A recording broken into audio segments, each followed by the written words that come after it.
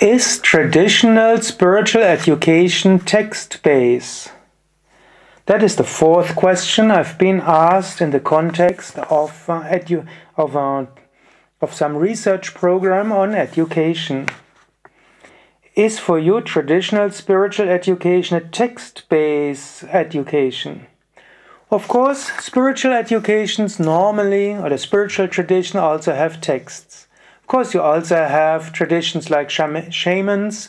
In the shamanic tradition, there are no texts, but still, there's also there's some tradition. Of course, in my tradition, the texts play an important role. You want to not only speak about, you don't want just to hear something, but there are texts. But the texts are means to an end. Spiritual education should not mean just reading the texts. I can say I got a bad example from my religious studies when I was a student. When I was 10 till 17, I had religious, of course, from 6 to 17. Religion was one subject of studies in my school. But from when I was 11 till 17, it was more you studied texts and you compared the Bible and the different parts of the Bible and you compared it with other texts, and in the end you had got some intellectual training, and basically it destroyed any religious belief you had. Spiritual education mostly means practice.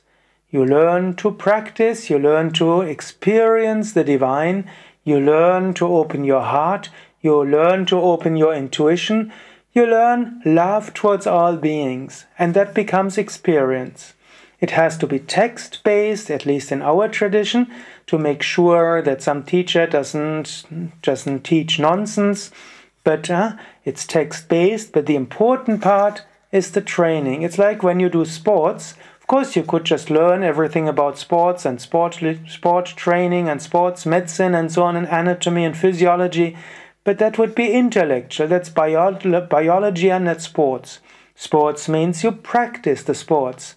Some intellectual knowledge is helpful, but mostly it's practice.